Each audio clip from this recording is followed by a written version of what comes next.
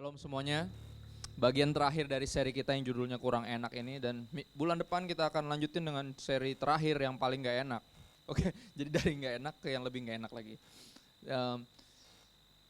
Menjelang Natal kita akan ngebahas tentang nanti bulan depan ya, saudara, setelah seri Foolish Judge ini atau Hakim yang bodoh ini, kita akan masuk dalam satu seri judulnya Blind Guides atau Pemimpin Buta. Dan ini dalam seri kita yang judulnya Beyond Borders ini, salah satu borders terparah manusia yang kita miliki, yang manusia miliki dalam mengikut Tuhan adalah agama. Dan bulan depan kita akan habisin 4 minggu ngebahas itu, saudara, blind guides. Apa yang kita pelajaran berharga apa yang bisa kita petik dari ahli Taurat dan Farisi. Dan artinya bukan pelajaran yang bagus, tapi pelajaran yang nggak bagus. Artinya kita jangan jadi kayak dia. Ya, seperti halnya Simpson, kita jangan jadi kayak Simpson. Seperti halnya Yunus, kita jangan jadi kayak Yunus. Dan bagian terakhir nanti tentang agama, borders tentang agama. Dan hari ini Foolish Judge yang ngebahas tentang how to move beyond the borders of pride, bagaimana caranya keluar dari batasan kesombongan. Dan hari ini bagian terakhir judulnya stubborn atau keras kepala, bahasa Indonesia sehari-hari bangetnya pala batu. Dan gini, saudara, ketika ingat istilah kepala batu atau keras kepala, kita akan langsung ingat sama satu kata yang gak bisa dihindari, namanya bodoh. Ya, karena keras kepalaan itu bisa dibilang upaya manusia untuk menutupi kebodohannya, seolah dia punya, orangnya berprinsip. Beberapa orang keras kepala tapi berpikir dia berprinsip. Dan susah ngomong sama orang kayak gini. Lo, gue udah tahu yang bener bro, ini prinsip gue emang kayak gini. Enggak, sebenarnya kalau kita lihat hidupnya kita, enggak, lu tuh keras kepala men, itu bukan prinsip. Dan karena kalau prinsip tuh harusnya sesuatu yang bagus gitu, bukan sesuatu yang jelas-jelas ngaco. Udah ngaco, sombong lagi, dan akhirnya jadi keras kepala.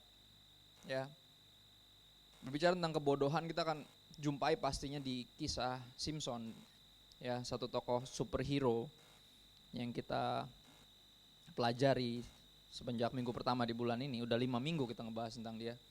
Bagian terakhir dalam hidupnya dirangkum dalam beberapa ayat ini sebelum yang dia jadi lawakan, saudara. Kebodohan terbesar dia tentunya adalah kekeras kepalaan dia untuk terus mempertahankan Delilah. Ya, kita tahu kisah itu. Dan kita akan lihat di sini ada di depan, udah dirangkum di Hakim-Hakim 16 mulai ayat 6, ayat 10, ayat 13. Ayat itu kurang lebih sama, berbunyinya seperti ini. Berkatalah Delilah kepada Simpson, ceritakanlah kiranya kepadaku, karena apakah kekuatanmu demikian besar? Dan dengan apakah engkau harus diikat untuk ditundukkan? Jadi setiap kali pacaran, setiap kali ngapel, ini yang terjadi. Ya, ceweknya nanya, kalau lu sayang sama gua, kasih tahu dong rahasia kekuatan lo. Terus kira-kira biar lo bisa ditangkap gimana ya? Itu kan pertanyaan udah cukup bodoh. Ya, udah jelas-jelas nih perempuan nggak ada maksud baik buat dia sama sekali. Ini nggak, rayuannya sama sekali nggak menarik jujurnya, dan nggak ada kayak kata-kata yang manipulatif. Kata-katanya straightforward dan udah jelas-jelas ini cewek bukan cuma memanfaatin dia, bahkan mau ngebunuh dia. Gimana caranya ngikat lo? Kasih tau rahasia, kalau lo sayang sama gue, kasih tau rahasia kekuatan lo, dan gue pengen ngikat lo, gue pengen bunuh lo. Dan itu tiap kali. Dan ini berlangsung ayat 6, ayat 10, ayat 13, dan ayat selanjutnya malah yang terakhir dia bilang, Simpson bohong, katanya sayang. Kalau sayang kenapa bohong? Karena berapa kali ini kesempatan ini? 3 kali. Ya. Udah jelas-jelas perempuan ini bermaksud buruk untuk orang tetap maksa. Itu bisa dibilang kepala batu. Satu lagi hampir bisa dibilang kalau kita baca kisah ini, kita langsung satu kata yang timbul di kepala kita. How foolish. Ya, bodoh kali kan itu bahasanya. Kasarnya, gampangnya. Dan ini berkali-kali. Dan ini gak dalam satu waktu, gak dalam satu kesempatan, berkali-kali. Dan saya yakin beberapa dari teman-temannya bilang, kenapa? Lu terakhir ngapel diikat tali. Terus lu sekarang ngapain? Ya ngapel lah. Ngapain lu kesana? Udah jelas nih cewek mau ngebunuh lu. Kayak, tapi anaknya lucu. Ya, serius. Akhirnya balik lagi minggu depan. Dan itu terjadi lagi. Berusaha dibunuh lagi. Dan udah kedua kali teman-temannya bilang, gue gak ngerti sama lu bro. Lu entah berprinsip atau bodoh, entah. Karena ini udah Buat sekali aja, kalau gue sih udah langsung cari yang lain kata teman-temannya. Tapi dia nggak peduli, dia tetap mau yang ini karena katanya hot. Sekali lagi neraka juga hot, jadi hati-hati. Seringkali kebodohan kita yang membawa kita ke neraka. Saya tetap pribadi yang percaya bahwa neraka itu kehendak bebas, tapi sorga itu kehendak Tuhan. Itu yang saya percaya. Jadi kalau ada orang yang bisa ke sorga, itu pasti Tuhan yang beracara. Karena umumnya kita, semua manusia itu telah jatuh dalam dosa, kehilangan kemuliaan Allah. Kita semua bodoh. Kita semua berpikir kita bijak dalam jalan kita sendiri. Makanya kalau baca Alkitab suka gak betah, karena rasanya kayak disalah-salahin terus. Karena gak nyambung jalan Tuhan sama jalan kita. Tapi kita pikir ini prinsip kita. Nah, kita dapati bodoh, dan orang bodoh akan berakhir di neraka. Matius 25:41 berkata neraka gak diciptain buat manusia. Yesus bilang neraka diciptakan untuk iblis dan para pengikutnya. Tapi yang keras kepala dan bodoh akhirnya menjadi pengikut iblis. Nah, gak bisa dibilangin karena keras kepala. Yang kayak gini nih contohnya Simpson ini. Terakhirnya abis itu ya begitu, berkali-kali, 3 kali balik, sampai ke 4 kali dia balik lagi. Dan akhirnya coba ayat berikutnya, ada di sini ayat 16 berkata seperti ini. Perempuan itu berhari-hari merengek-rengek kepadanya. Dia tetap mau cari tahu gimana cara bunuh cowoknya. Gila banget. Dan cowoknya masih ada di situ juga. Perempuan itu berhari-hari merengek-rengek kepadanya dan terus mendesak-desak dia. Ia tidak dapat lagi menahan hati sehingga ia mau mati rasanya. Pernah ya ngalamin ini, saudara? Ada yang ngerengek-rengek sampai kayak gini, biasanya anak.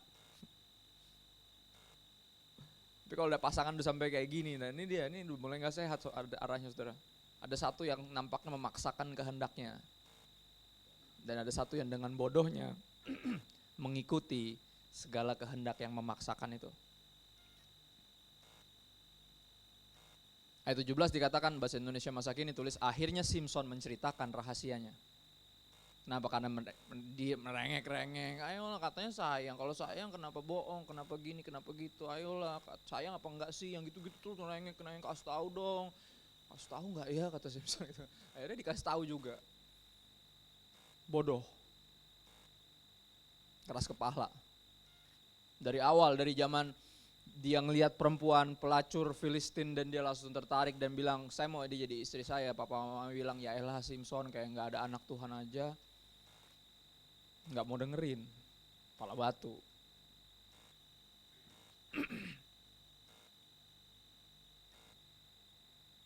Berbicara tentang kebodohan, ya, tema besar kita foolish judge. Kita akan lihat beberapa ayat. Saya hanya akan buka Alkitab hari ini dan biarin Alkitab mengkoreksi kita sendiri. Karena saya percaya bahkan saya sendiri terganggu bacanya akan ayat-ayat beruntun yang akan kita baca ini. Sebagian besar di Amsal dan di Pengkhotbah, ditulis oleh seorang yang paling bijaksana yang pernah hidup dan berakhir jadi bodoh karena mengikuti istri-istrinya yang punya dewa-dewi sesembahan sendiri. Ya, tapi hikmat dia harus diperhatiin karena ini pembelajaran dari seorang yang akhirnya gagal. Gini, orang bijak belajar dari kesalahan. Tapi orang pintar belajar dari kesalahan orang lain. Dia akan pintar banget. Dia langsung tahu, ini udah kesalahan orang, kita gak usah coba-coba biar jadi kayak gitu baru belajar, gak usah. Ada kesalahan orang, kita pelajari dari sana. Dan ini dia, sebagian besar dari Amsal dan Pengkhotbah, tapi ada beberapa ayat bahkan dari Yesus sendiri tentang kebodohan. Saudara, kita pelan-pelan lihat ini. Dan ini akan menyakitkan memang, tapi ini penting. Seperti halnya semua obat yang paling mujarab adalah yang paling-paling pahit dan paling gak enak, dan ini dia. Oke.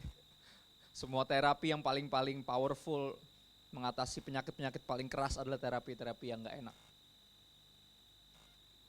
Kalau orang bijaksana dan orang bodoh berperkara, bahasa Inggris bilang has an argument. Kalau lagi orang pintar, orang bijak sama orang yang bodoh lagi berdebat, lagi tanya jawab, lagi ngomongin sesuatu. Ya. Orang bodoh itu hanya mengamuk atau tertawa. Lihat gak, dua hal yang agak berlawanan. Ngamuk sama marah sama ketawa. Jadi kasar hampir nggak ada gunanya, karena kalau dia kalah argumen, dia biasanya marah. Atau kalau nggak marah, kalau argumen kita bagus, diketawain sama dia. Ini contohnya. Jadi kalau lagi ngobrol kebanyakan hahaha hehenya tuh saudara. Karena sebenarnya dia mau marah tapi nggak enak. Beberapa kayak gitu. Ya, kalau orang bijaksana dan orang bodoh berperkara, has an argument, orang bodoh itu hanya mengamuk atau tertawa sehingga menimbulkan keributan. Nggak bisa konsen, ngobrolnya jadi kayak agak terganggu, agak ke distract. Ketika lagi ngomongin hal yang penting, tiba-tiba diajak ngomong ke tempat yang lain, ke ngomongin yang lain yang nggak ada hubungan-hubungannya. Yesus pernah terlibat dalam percakapan kayak gini sama perempuan Samaria. Di Samaria yang di pinggir sumur. Ya. Yesus lagi ngomongin tentang air hidup yang kalau diminum nggak akan haus lagi. Tiba-tiba perempuan itu bilang, "Oh, kalian kan orang Yahudi beribadah di Yerusalem kan?" Apaan sih? Kayak nggak nyambung itu. Lagi ngomongin apa? Lagi ngomongin kekekalan, lagi ngomongin hal yang akan mengisi. Ya tiba-tiba dia ngalihin perbincangan. Tiba-tiba dia ngomong, ya emang kayak, ya tapi kita kan di sini, kita orang Samaria beribadah di sini. Makanya saya bilang, yaelah perempuan, akan tiba waktunya penyembah benar akan menyembah dalam roh dan kebenaran, bukan masalah di sini atau di situ. Dia tiba-tiba bawa yang nggak nyambung-nyambung. Kenapa? Yesus langsung tembak dia punya dosa. Dia punya kekosongan di jiwa dan Yesus yang paling tahu. Dan biasanya kalau orang bodoh paling nggak suka kita ngomongin hal yang penting, dia akan banyak ngomongin hal yang enggak. Di distract, tapi Yesus selalu balik lagi. Dan ini yang terjadi sama saya percaya Tuhan juga kayak gitu, itu yang saya rasa. Seringkali dia ngomong hal yang penting, dan saya distract. Saya berusaha mengalihkan perhatian dia dengan cara gue pelayanan deh, jangan koreksi gue di bagian itu, nggak gue pelayanan deh. Biar kita tiba-tiba nggak ngomongin itu, seolah kesibukan melayani ini bikin Tuhan tuh jadi ke distract dari ngomongin hal yang penting, dari mengkoreksi kita di titik yang itu. Padahal Tuhan enggak, Tuhan tetap pepet dan saya bersyukur. Dia Tuhan yang kalau udah punya mau, dapetin yang dia mau. Dan saya bersyukur dia Tuhan yang itu. Saya gak pernah keberatan punya Tuhan yang berdaulat, yang mengatasi saya punya kehendak bebas. Itu yang saya pelajari, karena kehendak bebas saya nampaknya membawa saya ke neraka, saudara. Itu yang saya rasa, hidup saya makin konyol. Semakin saya gak mau dengerin orang dengerin Tuhan aja susah, apalagi dengerin orang, saudara. Itu yang saya rasa, tapi Tuhan ada di situ terus. Di luar semua distractions yang saya lakukan, pelayanan, ini itu yang saya bikin dia, coba sibukin dia dengan, dia langsung terus firmannya terus ke situ. Terus ke tempat di mana sakitnya berada, sakitnya tuh di sini, makanya dia selalu pengen tinggal di sini. Terus setiap firman itu lagi. Kayak sampai saya pernah protes, ada satu pendeta yang dulu cukup sering diundang di gereja saya, dan saya bilang kayak, ini kok yang khotbah dia lagi? Enggak, sebenarnya bukan masalah khotbahnya dia lagi, khotbahnya itu lagi masalahnya. Kenapa? Karena nampaknya Tuhan tetap ngomong yang itu juga, ngotot gitu. Karena ini borders, kebodohan itu borders. Ya, keras kepalaan itu borders yang kalau disingkirkan kita tuh bisa lari buat kerajaan surga. Itu yang menahan kita, sangat-sangat menahan kita. Berapa ayat lagi? Bertahan saudara, banyak nih soalnya. Yuk lanjut lagi ke depan. Amsal 20 ayat 3, terhormatlah seseorang jika ia menjauhi, bahasa Indonesia masa kini tulis sebagai pertengkaran. Berbahagia, terhormatlah seseorang jika ia menjauhi pertengkaran, tetapi setiap orang bodoh membiarkan amarahnya meledak. Salah satu ciri paling jelas dari orang bodoh, gampang marah. Hal sekecil apapun langsung bikin dia meledak, itu contohnya. Sekecil apapun, yang sepele-sepele banget, langsung meledak. Kalau ada namanya kalau bahasa gaulnya tuh, bahasa sosial medianya hashtag senggol bacok mode on namanya. Jadi kalau kesenggol dikit langsung ngamuk. Mode senggol bacok namanya. Nah kayak gini orang bodoh. Alkitab yang bilang, saudara, jangan marah sama saya. Kalau kita terasa tersinggung, harus dengar firman Tuhan, harus tersinggung, karena bertobat dimulai dengan tersinggung, saudara. Before the truth set you free, it will piss you off. Sebelum kebenaran memerdekakan kita, kebenaran akan bikin kita kesal dulu. Akan bikin kita marah dulu, tapi pertamanya bodoh, pertamanya langsung marah, tapi lama-lama jangan bodoh terus. Lama-lama pelan-pelan mesti belajar untuk, belajar pegang bangku dan berusaha tetap ada di situ. Karena ini demi kebaikan kita, ini prosesnya, ini terapinya, ini dia yang harus diambil. Untuk bisa dikuduskan dan semakin kudus seperti yang Tuhan mau. Ya, contohnya adalah gampang marah. Gampang terlibat pertengkaran, apa aja bisa bikin dia marah, siapa aja diajakin ribut, itu contohnya orang bodoh menurut firman Tuhan. Berikutnya, ada di Pengkhotbah 10 ayat 3. Orang bodoh itu tumpul pikirannya, dan ia berkata kepada setiap orang itu bodoh. Lihat gak? Gampangnya gini, menurut orang bodoh, semua orang lain itu bodoh, kecuali dia. Itu dia. Dengan mudah bisa ngelihat kebodohan orang lain, tapi dengan sangat sulit melihat kebodohannya sendiri, karena kebodohan itu disebutnya blind spot, titik buta yang hanya orang lain yang bisa lihat. Makanya ketika orang lain nasehatin kita karena kebodohan kita, kitanya nggak terima karena kita nggak bisa ngelihat kita. Dan Alkitab seperti cermin. Alkitab seperti cermin yang memberitahu kepada kita bahwa kita bodoh dan kita nggak suka pertamanya, tapi sekali lagi bertahan. Buka lagi lembar demi lembar, baca ayat demi ayat, bertahan. Ini yang harus kita lakukan, ini terapinya. Kamu memang sudah bersih karena firman yang kukatakan kepadamu, itu yang Yesus bilang. Dan proses pembersihan gak pernah enak. Kalau pohon tuh kalau mau bertumbuh, dia punya daun-daun suka dipotong-potongin biar keluar lagi. Nah dari situ baru lebih berbuah lagi. Itu yang Yesus maksud di Yohanes 15 ayat 3.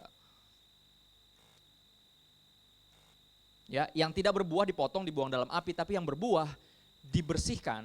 Itu juga ada proses pemotongan kecil-kecil yang gak enak, biar lebih banyak berbuah, itu yang dia bilang. Kau memang sudah bersih karena firman. Jadi ketika kita baca Alkitab, kita lagi dibersihin. Gak enak memang baca ayat kayak gini, memang gak suka. Khususnya bagi orang bodoh. Kok tahu? Pengalaman. Sampai level tertentu baca ayat ini sampai sekarang pun masih juga terganggu. Saudara. Karena berarti sedikit banyak masih ada kebodohan-kebodohan yang masih nyisa. Nah itulah kita butuh kasih karunia, benar. Untuk membuat kita bisa bertahan ketika Tuhan lagi ngocehin kita, lagi bersihin kita. Grace yang membuat kita bertahan. Grace bukan pembenaran dari dosa. Grace itu yang membawa kita kepada seluruh kebenaran. Yang membuat kita bertahan ketika kebenaran lagi diberitakan. Dan kita tetap ada di situ, itu grace. Grace yang menahan kita di sana. Kalau enggak daging ini udah terganggu. Emosi ini udah langsung pengen meledak. Karena apa? Bodoh. Orang bodoh tumpul pikirannya dan ia berkata kepada setiap orang, dia nunjuk semua orang, bego, bego, bego, bego, bego, bego, kecuali dia. Amsal 18 ayat 2 bahasa Indonesia masa kini tulis gini, orang bodoh tidak suka diberi pengertian. Jadi kalau dijelasin sesuatu gak demen, dia demennya apa? Ia hanya ingin membeberkan isi hatinya. Sekali lagi kalau ketemuan, tok boleh ketemuan gak? Kalau ketemuan sama orang bodoh kedengeran, kelihatannya gini saudara. Ya, nih. Gue pengen sharing dulu ya bro, dia biasanya ngomong gitu, sharing, cacat udah panjang lebar, 3 jam kemudian, oke, gak kelar-kelar. Akhirnya dia bilang, menurut lo gimana bro? Habis itu saya mulai jawab, dikasih pengertian, nah gini men, ini kalau menurut gue lo gini salah, mestinya ini kayak gini. Terus tiba-tiba, kok lo ngatur-ngatur hidup gue sih bro? Lah, kan lo tadi tanya, menurut lo gimana? Lihat gak? Sebenarnya cuma pengen pancing dikit curhat, dia cuma pengen ngasih tahu argumennya, nggak pengen dengerin orang lain, bodoh amat. Yang bilang kayak gitu, ngomong aja sama tangan, bener, ngomong aja di sudut ruangan. Saudara, nggak tahu saudara besar di era apa? Saya masih di era itu. Ketika masih kecil entah dipukul atau disuruh berdiri di ujung ruangan terus suruh renungin, kenapa? Diomelin, renungin. Coba curhat di situ, enak gak? Kan itu orang bodoh. Tidak suka diberi pengertian, hanya ingin membeberkan isi hatinya. Itu ciri-cirinya salah satunya, dan itu saya banget dulu. Bahkan sampai sekarang seringkali istri saya jadi korban, saudara. Tapi dia masih ada sama saya, dia sekali lagi dia bukan cuma Roh Kudus buat saya, dia kasih karunia buat saya. Dia masih bertahan sama saya, wow. Dengan segala, apalagi laki itu paling banyak alasan. Nggak terima kita, nggak terima kalah debat, nggak terima kalau dibilang salah, pasti ada aja alasannya. Kalau nggak ada, diada-adain. Ya kan? Nggak suka diberi pengertian, cuman demen curhat doang. Cuman pengen didengar, nggak pernah mau dengar, dan itu kebodohan. Kayaknya semua orang salah aja kecuali dia. Berikutnya. Amsal 1 ayat 7, bahasa Indonesia masa kini. Untuk memperoleh ilmu sejati, pertama-tama orang harus mempunyai rasa hormat dan takut kepada Tuhan. Ayat terjemahan biasanya bilang takut akan Tuhan adalah permulaan pengetahuan. Bahasa sehari-hari bagus banget. Untuk memperoleh ilmu sejati, kebijaksanaan sejati, pengetahuan yang sejati. Pertama-tama orang harus mempunyai rasa hormat dan takut kepada Tuhan. Dulu saya mendekati Alkitab buat cari salah, buat cari salahnya Alkitab atau buat cari pembenaran buat kesalahan saya. Dan itu tidak mendekati firman Tuhan dengan rasa takut dan hormat. Dan sebelum itu terjadi, Alkitab akan cenderung kita sering pelintir atau salah gunakan. Tapi ketika hati kita udah benar, ketika kita mendekatinya dengan rasa hormat dan takut akan Tuhan, karena ini firman Tuhan, ini Tuhan yang berbicara. Ketika itu justru paradigma kita banyak dirubah. Bahasa agama-agama Timur Tengahnya tuh mendapat pencerahan. Itu yang terjadi. Kayaknya ayat yang udah bertahun-tahun ada di situ, tiba-tiba kok sekarang gue ngerti, dulu kagak ngerti ya. Kenapa? Karena dulu ngedekatinnya dengan cara yang berbeda, gak ada rasa takut dan hormat akan Tuhan. Makanya gak pernah punya pengetahuan yang benar, takut akan Allah adalah permulaan pengetahuan. Untuk memperoleh ilmu sejati, pertama-tama orang harus mempunyai rasa hormat dan takut kepada Tuhan. Orang bodoh tidak menghargai hikmat dan tidak mau diajar, itu dia yang dia pengen cuma curhat. Gak menghargai hikmat. Gak mau diajar. Teachable spiritnya level 0. Gak ada. Dan ciri-ciri orang yang gak punya teachable spirit itu ciri-ciri paling jelas dari orang yang sombong. Berasa paling tahu, berasa paling benar. Padahal benar-benar gak tahu.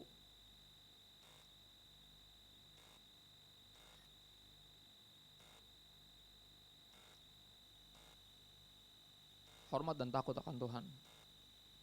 Dan neraka gak pernah dirancang untuk bikin kita takut sama Tuhan. Gak pernah. Berapa kita akhirnya juga berakhir cuma takut masuk neraka. Takut masuk neraka sama takut gak diberkatin itu gak sama takut akan Tuhan. Berapa cuma gitu doang. Berapa taat karena takut gak diberkatin. Berapa percaya Tuhan karena takut masuk neraka, itu doang. Gak takut akan Tuhan. Takut akan Tuhan tuh lain banget saudara. Beda sama takut sama setan. Beda sama takut miskin. Beda banget. Takut akan Tuhan tuh mengandung rasa hormat, segen, menghargai, dan tetap bisa mengasihi. Takut akan Tuhan itu dia. Dan itu dia permulaan segala pengetahuan.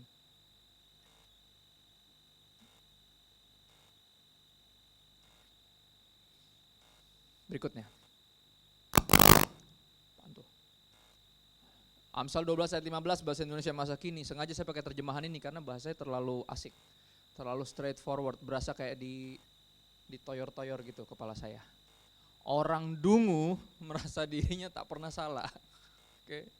Orang bodoh merasa dirinya tak pernah salah. Tapi orang bijaksana suka mendengarkan nasihat. Ya, buat orang bijaksana bahkan sebuah makian, saudara mesti ngerti, sebuah makian bisa diambil hikmahnya. Makian loh. Tapi buat orang bodoh, nasihat selembut apapun akan dia rasakan sebagai penghakiman. Kenapa? Karena sikap hatinya yang ngaco. Jadi nasihat orang udah bilang, jangan gitu cara nasihatinnya bro, gini caranya. Akhirnya kita tanya, oke gimana, berhasil gak? Enggak bro, ya kan gue udah bilang. Bukan masalah gimananya, emang orangnya tuh begitu. Emang bebal, emang dungu. Sekali lagi, tapi bukan buat orang bijaksana, mau ada orang maki dia kayak kritik pedes kayak atau kritik yang mau menjatuhkan, kayak dia bisa ambil hikmahnya dari sana, bisa dipelajarin sesuatu. Dan itu bijak. Karena Tuhan seringkali pakai burung gagak untuk bawa berkat buat nabi-nabinya. Pakai kritikus pedas. Pakai bully untuk berbicara kepada nabi-nabinya yang berasa udah tahu, udah ngerti, berasa bisa dengar suara Tuhan. Kita semua bisa dengar suara Tuhan. Ketika kita buka Alkitab, kita lagi dengar suaranya. Jangan lu bilang lu doang yang boleh buka Alkitab. Zaman itu udah beda, era itu udah lewat. Ketika Alkitab tertutup buat orang-orang awam, udah lewat banget, makanya dari reformasi, gereja dan kita rayakan sehari setelah Valentine. Atau di hari yang sama dengan, Halloween. Dunia ngerayain Halloween, kita ngerayain Reformation Day. Hari di mana Alkitab akhirnya terbuka buat semua orang dan Tuhan bebas berbicara. Gak ada lagi yang nahan, gak ada lagi yang monopoli bahwa dia doang yang bisa dengar suara Tuhan. Karena ini Tuhan, dia Bapa kita mesti punya akses full. Bukan beberapa orang doang punya akses full. Tapi kita juga, karena kita juga anaknya. Karena kita anaknya, dia juga mau ngomong sama semua orang. Tapi berapa banyak yang mau dengerin. Berapa banyak gak cukup dungu. Dan merasa dirinya tak pernah salah. Berapa banyak yang mau dikoreksi, berapa banyak yang mau mendengarkan nasihat.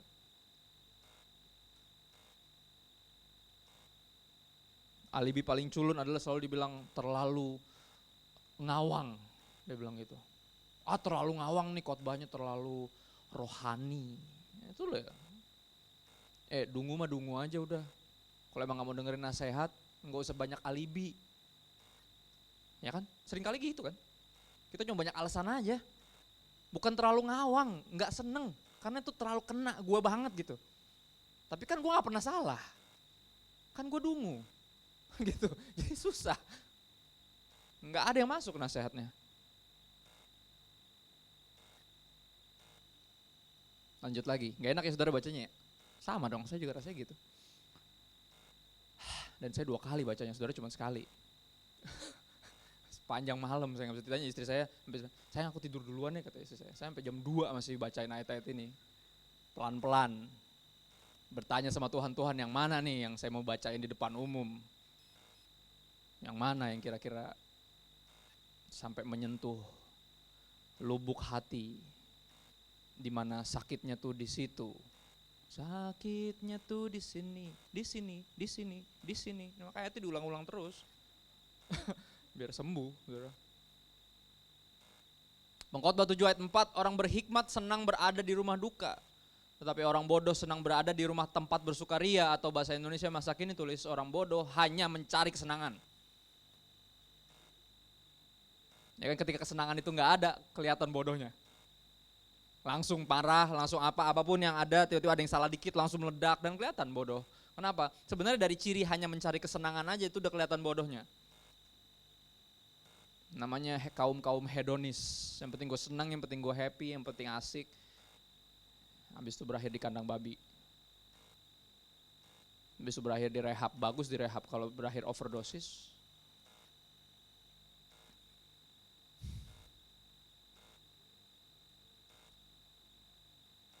orang berhikmat senang berada di rumah duka. Kenapa? Apa sih di rumah duka, apa yang kita lakukan? Kita tiba-tiba somehow mendadak dibawa memikirkan kekekalan. Ya gak? Mendadak dibawa mikirin itu. Dan itu yang Tuhan mau. Pergaulan yang buruk merusakkan kebiasaan yang baik. Pergaulan yang buruk adalah dimanapun kekekalan tidak diprioritaskan. Itu pergaulan yang buruk. Bisa jadi di rumah sendiri. Bisa jadi di sekolah, bisa jadi di kampus, bisa jadi di kantor. Bisa jadi di mana aja. Dan di mana kekekalan diprioritaskan, kecenderungannya biasanya ada di gereja, di dalam komunitas, dalam komsel, dalam ibadah. Itu selalu kekekalan, selalu Kristus. Jesus is the center, selalu itu. Dan itu pergaulan yang baik. Jadi pergaulan buruk bukan masalah bicara kegiatannya doang, beberapa terlalu positif seperti main futsal atau touring, itu positif. Tapi masalahnya bukan masalah positif atau negatif, kegiatannya seringkali ketika itu nggak ada kekekalan yang diingetin. Tapi itu komunitas saya, oh ya udah kalau gitu bawa kekekalan dengan dirimu, dan di dalam komunitas itu coba omongin hal yang penting. Ya kan? Beberapa saya sangat salut, khususnya klub-klub motor. Saya tinggal di Kalibata, saudara, di mana di Taman Makam Kalibata itu di depannya tuh kan panjang ya. Itu selalu sering jadi tempat kopi darat. Ngumpul baru abis itu touring mau kemana. Ngumpulnya di situ biasanya karena panjang banget. Jadi motor mau berapa banyak juga muat, berapa klub juga muat. Dan beberapa klub benar-benar positif sampai kayak ngumpulin duit, terus datang ke satu panti asuhan, terus baksos. Kayak gue bilang gila ini lebih dari gereja malah. Beberapa gereja udah nggak gitu lagi, kayak cuman menyelenggarakan ibadah jadi semacam wedding organizer tapi jadinya service organizer, tau nggak? Tugasnya cuma gini doang. Tim musiknya siapa? Siap. WL-nya ada? Oke. Pembicaranya siapa? Oke, ya udah jalan. Gitu doang. Udah nggak ada lagi kayak diakonia atau yang lain-lain. Kalau masih ada, puji Tuhan, karena itu gereja yang sesungguhnya. Ya puji Tuhan di sini masih ada, masih ke Panti Laras dan segala macam. Itu dia, itu yang sesungguhnya. Tapi ketika udah jadi cuman kayak service organizer, kalah sama klub motor. Tapi sekali lagi, kalau kekekalan tidak diprioritaskan, tetap itu bisa jadi pergaulan yang buruk dan bisa jadi merusakkan kebiasaan yang baik. Jadi harus apa? Kita harus berkumpul, mendekatkan Tuhan, jangan menjauhkan diri dari pertemuan ibadah. Dan apa yang kita dapat di ibadah ini, hati yang sama kita keluar dengan semangat yang sama. Dan kita bawa ke tempat kita dan jadikan pergaulan yang buruk itu jadi pergaulan yang baik. Mulai bicarakan hal-hal yang penting. Ya, yang kekal. Karena sejujurnya terang dibutuhkan di tempat-tempat paling gelap. Ya, tapi jangan cuma iseng, jangan cuma sekedar hobi. Gini, orang yang gak datang dalam satu tempat atau ketemu satu orang dengan tujuan untuk berdampak, dia biasanya terkena dampak. Jangan pernah nongkrong cuma iseng, jangan pernah, karena iseng lah selalu problem dari segala sesuatu. Daud cuma lagi iseng, cuman lagi males aja ketika dia mestinya perang, dia bilang kayak aduh gue males perang, kan gue rajanya, yaudah lu yang perang deh, kan gue rajanya, suka-suka gue. Akhirnya dia bangun sore, itu ciri-ciri orang males, bangunnya sore, akhirnya dia keluar jalan-jalan di atas, gila gue kaya banget ya. Terus tiba-tiba udah kayak, siapa itu, kok mandi jam segini, gitu. Enggak, lu yang bangun jam segitu, emang jam mandi jam segitu, jam sore, udah mandi sore lu baru bangun. Habis itu apa, dimulai dari iseng doang, tiba-tiba nanya, mau bantu, itu siapa sih? Iseng doang, iseng, nanya doang. Tapi ya udah, habis itu kita tahu kejatuhan terbesar dari orang raja yang paling dibanggakan sama teman-teman Israel. Dari iseng. Sekali lagi jangan pernah iseng, saudara. Iseng-iseng gak berhadiah soalnya. Iseng-iseng bawa malapetaka, gak berhadiah. Sampai di mana sih ngomongin apa sih? Oh ya, berikutnya. Nah ini yang saya suka. Nah ini yang membuat saya bersyukur masih ada gereja-gereja kayak tempat kita yang memutuskan untuk oke, kita ada 2 ibadah, yang satu dibikin buat pengajaran. Karena sejujurnya manusia gak kurang entertainment, dunia ini menawarkan banyak, tapi manusia kurang hikmat, kurang kebenaran, kurang kekekalan yang diberitakan. Dan puji Tuhan, ya saudara berada di tempat ini. Nggak tahu kita menyadarinya atau enggak. Ntar siang saya khotbah, dapat kesempatan khotbah di ibadah siang. Dan saya nggak tahu berapa banyak yang nggak tahu ada ibadah kayak gini tiap paginya. Ada hikmat yang terus-menerus diterangkan sama Tuhan. Karena gini, Mazmur 119 ayat 130, bila tersingkap atau bila dijelaskan, bahasa Indonesia masa kini bilang gitu. Firman-firmanmu memberi terang, memberi pengertian kepada orang-orang bodoh. Ya, dan itu tujuan saya. Tujuan Tuhan dengan kedaulatan Dia membawa satu orang bukan sarjana teologi ya, desainer grafis dari yang udah kerja 6 tahun di Femina Group, tiba-tiba ditarik ke sini dan dikasih kesempatan besar setiap saat, setiap minggu untuk belajar dan mengajar. Jujur ketika saya mengajar, saya lebih dulu belajar, saudara. Dan ketika saya mengajar, saya lagi diajar juga. 2 kali saya dapat. Karena sering kali yang saya omongin ini, saya gak catat, sama sekali gak saya catat, cuma ayat-ayat aja di depan sini. Dan Tuhan akan ngomong banyak. Yang paling sering nontonin khotbah saya, percaya atau enggak, saya. Nah semuanya tersedia di YouTube. Yang nontonin saya, yang pertama nonton itu saya. Saya pengen tahu Tuhan ngomong apa kemarin lewat saya.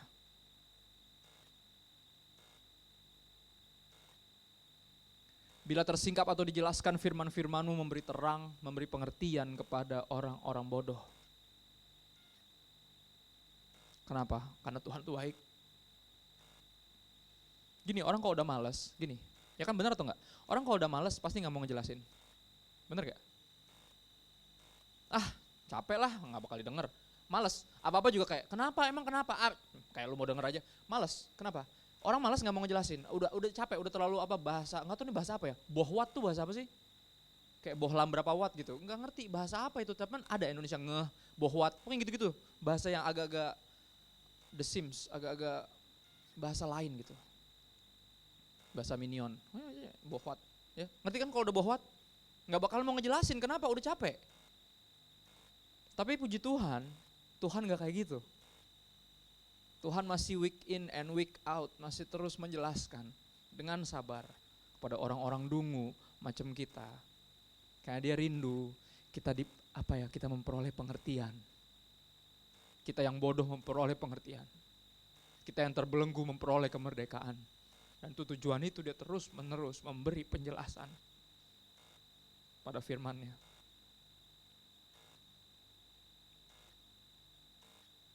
Dan salah satu poin saya bersyukur kepada Tuhan itu, selain karena Tuhan gak pernah mager. Saudara tahu mager? Malas gerak. Saudara pernah bayangin gak kalau Tuhan mager? Kelar kita. Dia mager gitu. Malas saya bangunin Kristo pagi ini. Paling rese hari ini hidupnya. Gitu. Udah kelar. Dari Pondok Indah pindah Pondok Rangon, saudara.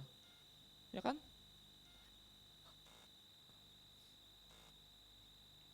Atau jam Pondok Rangon lah, Sendeo Hills, sama aja mau di mana juga dikubur. Untung Tuhan gak pernah mager, bersyukur ya Tuhan gak pernah mager. Bapakku bekerja sampai sekarang, maka aku pun bekerja juga. Jadi kalau ada orang Kristen yang mager, itu bukan anak Tuhan. Karena Bapak bekerja, Yesus bekerja, terus kita kok gak bekerja, terus kita anak siapa? Aku anak siapa? Judul FTV, ya kan? Aku anak siapa? Berikutnya. Beberapa ayat lagi, bertahan ya. Ini Yesus yang bilang, ini ayat terakhir kita, tapi kita akan tutup dengan pembacaan yang cukup panjang di Efesus. Ayat yang saya dapetin tadi pagi ketika saya lagi balik renungin lagi, baca ayat-ayat ini lagi pelan-pelan. Pastiin semuanya tersinggung, tapi gak tersinggung banget gitu. Ya kan? Karena kalau nggak minggu depan gak datang lagi.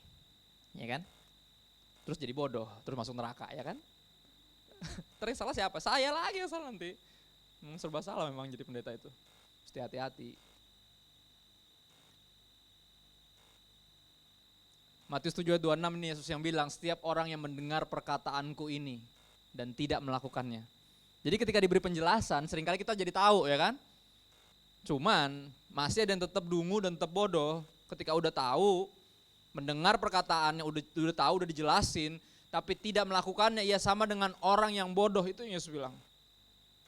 Jadi bukan kurang pengetahuan, tapi kurang ketaatan. Ya, karena sejatinya kita baca Alkitab bukan cuma buat tahu, tapi buat taat. Buat apa kalau cuma tahu dan gak ada niatan baik untuk taat? Dan dari dungu menjadi semakin dungu. Setiap orang yang mendengar perkataanku ini dan tidak melakukannya, ia sama dengan orang yang bodoh yang mendirikan rumahnya di atas pasir. Tinggal nunggu badai sekecil apapun, berantakan semuanya. Ya kan? Modenya senggol bacok soalnya, senggol dikit berantakan, kayak rumah pasir, teger. Terlalu banyak yang mudah menghancurkan orang yang bodoh. Tapi orang yang mendengar firman dan melakukannya, ya seperti orang yang bangun rumah di atas batu ketika banjir menghajar, rumah tetap berdiri kokoh, benar. Nggak ada dalam hidup ini jaminan bahwa badai nggak akan pernah menghajar kita. Nggak pernah ada. Tapi ada jaminan kata Yesus, kalau lu dengerin firman dan lakukan, lu akan lebih kuat dari orang-orang dungu. Bukan karena lu nggak kena, bukan karena lu ikut gua terus ada semacam kubah di lingkungan, kayak ada tolak bala gitu, kayak semacam orang kena semuanya, walau 1000 rebah di kiriku dan 10.000 di kananku, ya kan? Takkan ku goyah sebab Yesus sertaku, ya kan? 1000 rebah, 10.000 rebah, nggak goyah, satu rebahan langsung goyah. Gitu tuh, memang manusia tuh bodoh. Benar nggak apa yang terjadi dalam hidup Simpson? Dibilang apa? Delilah rebahan, membiarkan Simpson rebahan di pahanya. Ditanyain kenapa sih Son, gimana sih kekuatannya? Mau kasih tau nih, akhirnya gue kasih tau nih, gue sayang banget sama lo nih, gue kasih tau.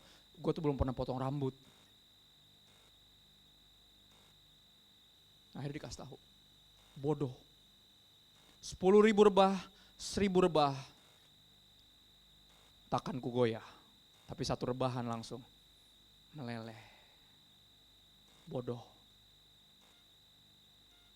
Dan Alkitab, firman Tuhan, Tuhan terus berfirman dan menjelaskan biar kita tidak sebodoh itu lagi. Kalau dulu pernah sebodoh itu, jangan sampai sekarang masih sebodoh itu. Jangan sampai. Ayat-ayat terakhir, beberapa ayat terakhir. Ada sukacita? Kalau nggak ada nggak usah dipaksain sih, nggak apa-apa. Emang nggak enak bener. Saya mah fair-fairan aja. Emang kalau pendeta yang kayak gini, kalau khotbah gini nggak diundang lagi memang minggu depan. Tapi saudara mau kemana? Saya minggu depan ada lagi. Emang saya ditarik buat ini, saudara. Mau lari kemana? Paling lari ke WC, habis itu balik lagi. Saya dulu sering banget ke WC, saudara. Apalagi kalau firman udah mulai intens. Kayak orang beseran gitu, padahal kagak mau pipis, emang mau lari aja. Kayak gak betah denger kayak, gerah bet gue. Pengen gue tonjok deh pendeta ya kan. Pengen gue sambit ntar kelihatan yang lain, gue anak pendeta gitu, masa nyambit pendeta kan gak enak. Akhirnya ke WC, ke warung, gitu. Balik-balik belum kelar-kelar tuh gak. Ini pendeta ngomong lama banget dah. Itu doang yang diomongin, padahal yang diomongin gak itu doang, poinnya banyak saudara. Cuman rasanya itu doang, kenapa? Karena sakitnya tuh di mana? Di sini. Itu dia. Dipencet terus oleh sama Tuhan sepanjang khotbah. Lari aja kemana-mana tahu. What. Itu dulu saya tapi. Dan saya berharap gak ada lagi kita yang kayak sedungu saya dulu. Karena ketika Tuhan masih mau jelasin artinya dia belum bohwat. Kalau dia masih mau jelasin artinya dia masih sayang.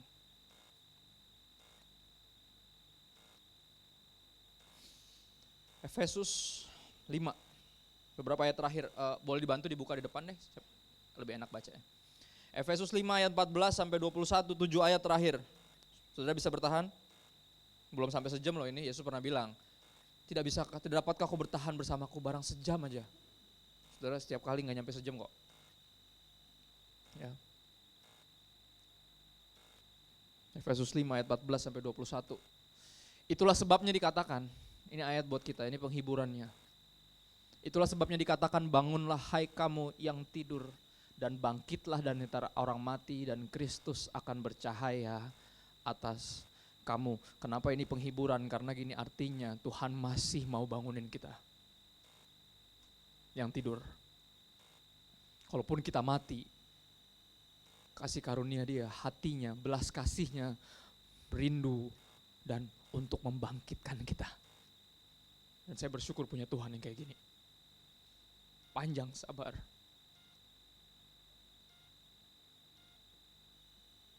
Panjang sabar.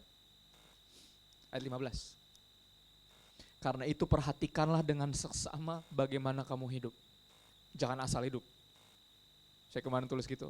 Hidup kekal gak dimulai nanti, tapi sekarang. Jadi jangan ngasal. Sekarang itu bagian dari kekekalan, jadi jangan ngasal. Ya udah ntar aja lah itu mah, kan itu nanti. Nah, hidup kekal dimulai, ada permulaan dari kekekalan. Kapan permulaannya? Sekarang.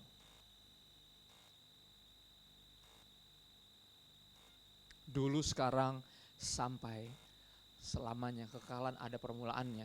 Yohanes 17 ayat 3, dan inilah hidup yang kekal itu ketika engkau mengenal Kristus, mengenal Tuhan dan mengenal Kristus. Itu hidup kekal, permulaan hidup kekal. Karena itu perhatikanlah dengan seksama bagaimana kamu hidup. Janganlah seperti orang bebal, tetapi seperti orang arif. Kata bebal dan bodoh itu dipakai bergantian. Kalau saudara baca terjemahan baru dan terjemahan bahasa Indonesia masa kini, saudara akan lihat seringkali bodoh dan bebal itu diputar-putar dan sama aja, seolah artinya sama persis. Saya agak kekurangan waktu untuk belajarin bahasa aslinya. Kemungkinan bahasa asli bisa jadi sama persis. Bodoh dan bebal itu. Dan bebal itu yang disebutnya keras kepala. Ya, kepala batu. Poin kita, stubborn. Bodoh dan bebal nampaknya hampir sama artinya. Perhatikan dengan seksama bagaimana kamu hidup, janganlah seperti orang bebal tetapi seperti orang arif atau bijaksana. Berikutnya ayat 16. Dan pergunakanlah waktu yang ada. Ciri-ciri orang bijaksana adalah mempergunakan waktu yang ada. Tahu persis bahwa besok bukan saat yang terbaik untuk bertobat. Karena kita belum tentu punya besok. Kapan saat yang terbaik buat bertobat? Sekarang kita bilang ketika masih bisa dikatakan hari ini, jangan keraskan hatimu. Itu yang Tuhan bilang. Dan pergunakanlah waktu yang ada karena hari-hari ini adalah jahat. Ya. Buat jadi bego itu udah refleks, nggak usah belajar orang jadi bego. Orang belajar untuk jadi bijaksana, untuk jadi arif, untuk jadi berhikmat. Tapi untuk bego tinggal ikut arus. Karena hari-hari ini jahat. Dunia ini gelap, untuk ikut-ikut gelap jauh lebih gampang.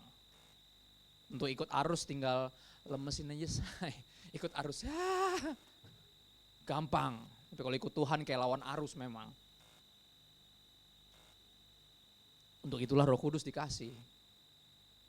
Biar kita gak biarin daging kita yang lemah mengambil alih terus, sehingga roh yang kuat, roh kita yang penurut bisa dibawa sama Roh Kudus ke titik yang Tuhan mau, yaitu hikmat, kebijaksanaan, dan pastinya keselamatan. Ayat 17, beberapa ayat lagi. Sebab itu janganlah kamu bodoh. Lihat ada kata bebal di depan dan ada kata bodoh di sini karena hampir sama artinya. Sebab itu janganlah kamu bodoh, tetapi usahakanlah supaya kamu mengerti kehendak Tuhan. Untuk tujuan itu kita baca Alkitab.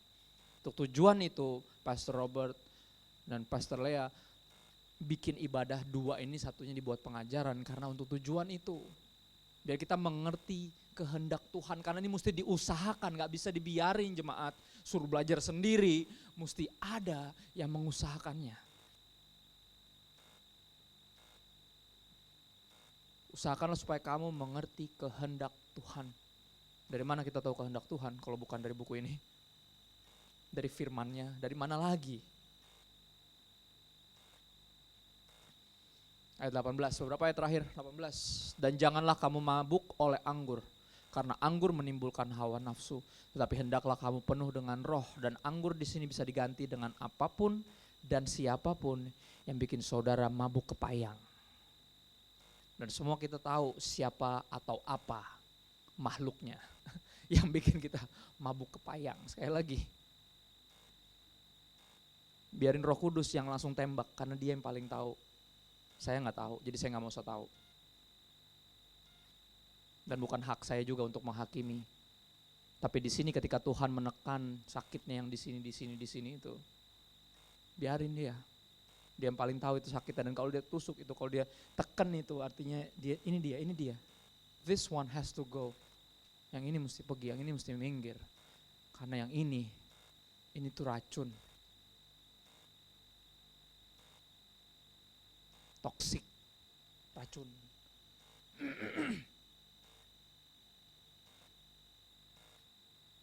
Anggur menimbulkan hawa nafsu, makanya jangan mabuk oleh anggur. Hal-hal yang bikin kita mabuk kepayang. Orang kalau udah mabuk kepayang gak bisa diomongin. Aduh, gak bisa. Itu sesulit ngelarang orang pipis ketika dia udah kebelet, saudara. Kenapa? Karena udah terlanjur, udah kebelet. Mau dikasih pestol di sini juga, ujung-ujungnya ngompol, keluar juga pasti. Ya, yang bisa diatur apanya? Ya jangan minum kebanyakan, benar? Orang jadi pengen buang air kecil, kenapa? Karena banyak minum. Yang mesti ditekan adalah apa yang lu minum. Kalau yang lu minum menimbulkan hawa nafsu, kemungkinan yang minum bukan air tapi anggur dan yang memabukkan itu. Orang kalau udah mabuk susah. Ya kan? Orang kalau udah mabuk pasti bilang, "Bro, lu mendingan pulang deh bro, udah mabuk lu." Enak aja gue mabuk. Satu lagi pak. Jelas ngaco. Udah jelas mabuk. Dan orang kalau mabuk gak bisa dibilang mabuk. Semua orang gak bisa ditembak berhalanya. Cuman Tuhan doang yang punya otoritas buat itu. Dan sering kali dalam pemberitaan firman kayak gini, Roh Kudus tuh tekan beberapa hal dan kita tahu persis apa yang mesti minggir dalam hidup kita. Siapa yang mesti minggir bahkan. Siapa lo bahkan dalam hidup kita. Janganlah mabuk oleh anggur, tapi karena anggur menimbulkan hawa nafsu, hendaklah kamu penuh dengan roh. Karena roh juga nampaknya punya sifat yang hampir sama, membuat seorang mabuk kepayang tapi sama Tuhan. Orang kalau hidup buat Tuhan, ketika ada orang-orang yang bilang, "Bro, lu gak usah gitu-gitu amat," biasanya gak terlalu peduli. Sama kayak orang mabuk, tapi ini mabuknya oleh roh, dipengaruhi oleh roh sampai level itu. Ketika orang ngomong hal-hal yang duniawi yang udahlah gak usah gitu-gitu amat sama Tuhan, kita gak gubris, kita bilang, untuk ini saya dilahirkan dan untuk ini saya akan hidup dan mati. Hidup Kristus, mati untung. Penuh oleh roh. 3 ayat terakhir, 19, 20 dan 21. Dan berkata-katalah seorang kepada yang lain dalam Mazmur, kidung puji-pujian dan nyanyian rohani. Bernyanyi dan bersoraklah bagi Tuhan dengan segenap hati. Artinya apa? Semua nasihat yang diberikan gak ada maksud jahat, gak ada maksud menghakimi. Karena apa? Abis itu kita akan bernyanyi bersama, karena kita tahu this is for our own good. Ini kan kalau lihat orang Kristen ke gereja, saudara mesti coba deh. Dari sudut pandang orang-orang yang gak percaya, cobain deh. Ajak ke gereja, terus lihat orang Kristen, oke? Nyanyi jingkrak-jingkrak nih. Itu first half, saya bilangnya. Abis itu ada khotbah, dimarah-marahin. Wah. Abis itu nyanyi, angkat tangan, nangis-nangis. Lihat gak? Itu kebaktian orang Kristen kan? Kalau buat orang non-Kristen pasti gila kelihatannya. Ini orang-orang kenapa sih? Tapi kita tahu kan, kalau masih dijelasin artinya Tuhan belum bohwat. Kalau dia masih marah, artinya dia masih peduli. Dan kita bersyukur karena hal itu. Ayat 20. Ucaplah syukur senantiasa atas segala sesuatu dalam nama Tuhan kita Yesus Kristus kepada Allah dan Bapa kita. Ayat 21. Dan rendahkanlah dirimu seorang kepada yang lain di dalam takut akan Kristus. Lihat, ini dia borders kita, tinggi hati. Tapi di dalam segala nasihat, saling menasehati, saling memperhatikan.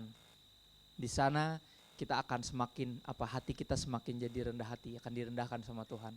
Kita akan saling merendahkan diri satu sama lain di dalam takut akan Kristus. Karena sejatinya orang yang takut akan Tuhan gak akan tetap sombong. Orang yang takut akan Tuhan makin rendah hati, makin bisa diomongin, makin banyak terima nasihat. Dan orang yang semakin banyak terima nasihat jadi orang yang lebih bijaksana dari sebelumnya, gak mungkin terus-terusan dungu. Ada kata-kata yang bagus banget dari teman saya, dia bilang gini, kalau saudara berasa belajar banyak hal, tapi gak ada perubahan dalam hidup Anda, berarti Anda gak belajar apa-apa. Dia bilang gitu. Cuman informasi, gak ada yang dilakukan, gak ada yang dipakai, gak ada, cuman taunya tambah banyak doang. Palanya yang tambah gede, tambah sombong, harusnya hatinya yang tambah besar. Kapasitas mengasihi, kapasitas mengampuni, ketahanan atau ketekunan dalam penderitaan makin bertahan. Yang kalau dulu dikit-dikit ada yang ngeselin langsung ngamuk, langsung pecah, harusnya makin lama makin gak kayak gitu. Ya yuk, waktu saya udah habis. Dan gini saudara, sekali lagi semua ini direkam dan semua tersedia di YouTube. Jadi kalau saudara rindu ini jadi saluran berkat kemana-mana, harus di-share, ini penting. Karena hampir seminggu yang lalu tiba-tiba semua orang kontak istri saya dan saya.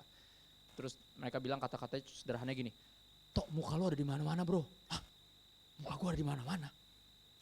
Waduh, gawat dong. Loh kok gawat? Ya, gini, gua ngeliat muka gua aja kepahitan. Apalagi, saya salah satu yang paling saya gak suka tuh ngaca, saudara. Karena saya empat ngeliat muka saya sendiri. Ya.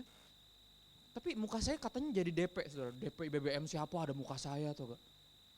Saya gak ngerti kenapa. Tapi saya ngerti kenapa, karena jika Kristus ditinggikan, Tuhan tuh mencari ya orang-orang sejujurnya. Dan kita punya potensi semua itu untuk meninggikan Kristus. Ya, karena generasi ini haus akan role model, akan panutan, haus akan tuntunan sebenarnya. Karena luntang-lantung, nggak tahu mau kemana ya, kemana aja lah. Oh aja ya kan, oh aja ya kan, kayak muter nggak jelas. Ya, mendadak. Ini coba bukan nyombong, ini cuma ceritain doang betapa yang namanya visi mega influence dari gembala kita itu digenapi sama Tuhan.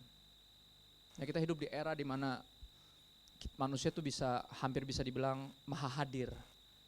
Dia bisa nggak ada di satu tempat dalam saat yang sama, tapi bisa ada di situ dengan World Wide Web, internet. Kita bisa di sini dan di sana di saat yang bersamaan. Dan itu bisa jadi berkat. Ya, ketika kita sulit bawa orang ke sini, kita nggak sulit sebarkan firman Tuhan dari sini. Nggak sulit. Sejauh klik. Bayar harganya cuman bayar harga kuota, saudara. Itu doang bayar harganya. Kristus disalib, masa iya kita korban kuota nggak mau? Serius deh. Yang kita punya potensi itu. Kalau saudara bukan ya gue nggak semua bisa khotbah bro, kan bisa saudara bilang gitu. Ini nggak perlu khotbah tapi bisa share khotbahnya kan? Kan bukan saudara yang khotbah di situ. Saya yang khotbah, udah capek-capek direkam, ya kan? Kadang nonton sendiri aja enggak, apalagi share. Kalau udah pernah denger ya udah langsung share aja saudara, it's okay. Karena gini, jangan sampai ini buat kita doang, karena Tuhan ngomong tuh buat semua orang sebenarnya, buat semua orang. Ya, mega influence itu jadi kenyataan saudara, dan saya berdoa lebih banyak lagi kesempatan untuk itu. Doain saya siang nanti saya akan dipercaya untuk khotbah di satu tempat yang saya nggak pernah berpikir akan diundang di situ. Ya, doain saya. Panik saya soalnya. Apa itu Tuhan? Kita nggak tahu apa yang Dia bisa buat. Ya, saya sedikit curhat, dikit banget, setengah menit. Tahun 2014 saya sempat suka bikin video YouTube kecil-kecilan dari 3-5 menit sampai paling banter kalau lagi agak-agak curhatnya kepanjangan 30 menit. Ada yang pernah 30 menit. Saya itu cuma bagiin firman, saya coba jelasin dengan cara sederhana. Saya masukin di YouTube. Saya nggak pernah berpikir bakal banyak yang nonton. Paling yang nonton ya kita doang, saya lagi. Beberapa belas view pertama itu saya doang yang nonton. Karena saya nonton lagi ulang-ulang, nyatet beberapa hal. Ya, tapi nggak pernah tahu. Tapi sampai satu ketika beberapa hari lalu tiba-tiba ada orang message saya di Facebook, FB Messenger. Dia message, dia bilang saya di Paris, saya sekolah di sini dan sekarang saya udah dia jadi chef di sana. Dia bilang thank you ya buat video khotbahnya, ya video khotbah yang dalam hati saya yang mana? Ternyata dia nontonnya yang itu, yang YouTube itu, yang kadang yang kameranya nggak jelas, yang muka saya kadang kegedean, kedekatan, karena saya nggak bisa lihat muka saya sendiri. Ini seberapa ya? Pokoknya kira-kira aja. Tapi tiba-tiba ada yang segini mulutnya kepotong, jidat doang, kayak pokoknya nggak jelas saudara. Tapi yang nggak jelas itu pun, dia bilang gini, thank you ya, membawa saya makin mengenal Tuhan, mengasihi firman Tuhan, dan semakin tahu apa yang harus saya lakukan dalam hidup ini. Sekali lagi kita nggak pernah tahu. Hal seremeh yang menurut kita remeh yang kayaknya gitu doang, tapi di tangan Sang Maha Kuasa bisa melakukan yang lebih besar dari yang kita tahu. Dan itu yang disebut mega influence, saudara harus punya mental itu. Sekali lagi kalau kita sulit bawa orang ke sini, kita bawa pesan ini, jangan sampai cuma ada di ruangan ini. Kita bawa kemanapun ini. Dan kita biarin itu bertumbuh di sana sini. Saya berdoa biar visi ini jadi kenyataan, bukan cuma dalam hidup saya, dalam hidup gembala kita dan keluarga ya, tapi dalam hidup kita semua kita harus jadi dampak. Kalau kita emang belum jadi mega church, belum dipercaya jadi kayak gitu, tapi pastikan kita punya mega influence. Pastikan itu. Yuk kita berdoa yuk sebentar.